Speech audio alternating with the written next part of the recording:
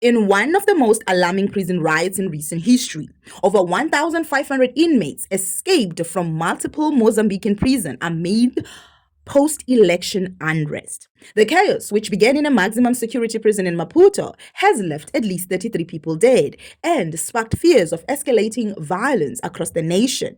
This shocking event highlights the fragile state of Mozambique's security systems and raises questions about the role of political unrest in this massive prison break. Let's dive into the details of what happened and what it means for the country moving forward. The riot reportedly began in Maputo's maximum security prison, where inmates staged a violent uprising. According to sources, prisoners overwhelmed guards using makeshift weapons and starting fires. Security footage reveals disturbing scenes of chaos, with guards struggling to maintain order.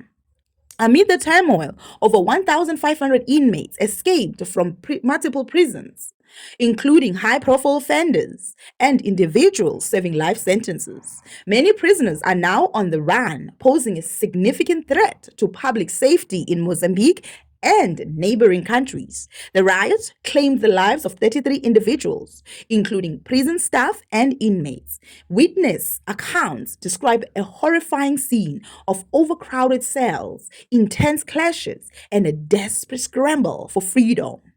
The prison's poor conditions have been a long-standing issue, with overcrowding, inadequate medical care, and human rights abuses fueling discontent. Advocacy groups have called this escape a disaster waiting to happen. The riots and escape come against the backdrop of post-election tensions in Mozambique. Riots erupted across the country after the Constitutional Court upheld the ruling Frelimo Party's victory in the contentious presidential elections.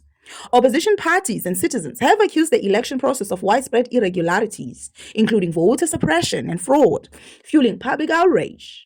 The unrest has resulted in violent clashes between protesters and security forces, leaving several injured and prompting a heavy police crackdown in major cities. The political turmoil underscores growing dissatisfaction with Frelimo's long-standing dominance and has raised concerns about Mozambique's stability as tensions escalate. Analysts believe the riots may have been exacerbated by the political instability, as unrest outside the prison likely emboldened inmates and stretched security forces thin. Mozambique's government has launched an extensive manhunt, deploying police and military forces to recapture the escapees. However, the scale of the escape poses a significant challenge, and only a fraction of the inmates has been apprehended so far.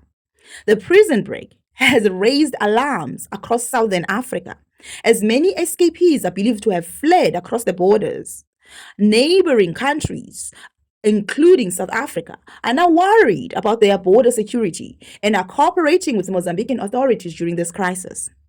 Michael Masiapato, Commissioner of South Africa's Borders Management Authority, BMA, stated on Tuesday morning that while South Africa continues to process people through the Libombo border post into Mozambique, cargo trucks are still being blocked from entering due to concerns over potential attacks. He highlighted that toll gates along the route from Libombo to Maputo had been attacked and damaged following the announcement by Mozambique's Constitutional Council. Masiapato assured that a strong contingent of border guards, along with members of the South African Police Service and the South African National Defence Force, are on standby to protect the infrastructure and personnel at the Libombo border post. He also noted that the border has faced intermittent closures in recent weeks, caused by opposition protesters attacking the Rizano-Garcia border post on Mozambique's side. As a precaution, the BMA has withheld processing cargo through the port due to fears of further protests. With thousands of dangerous criminals on the loose, Mozambique faces an uphill battle to restore order and public confidence beyond recapturing the escapees. The country must address the root cause of prison unrest, including overcrowding, inadequate resources, and political instability. The prison riot and mass escape in Mozambique has sent shockwaves across the region, highlighting the urgent need for systematic reform. This is not just a story about a prison break. It's a wake-up call for Mozambique and the international community to address the deeper issues at play. What are your thoughts on this massive escape and the challenges it presents? Let us know in the comments below. Don't forget to like, share, and subscribe to the channel for more gripping stories from around the world.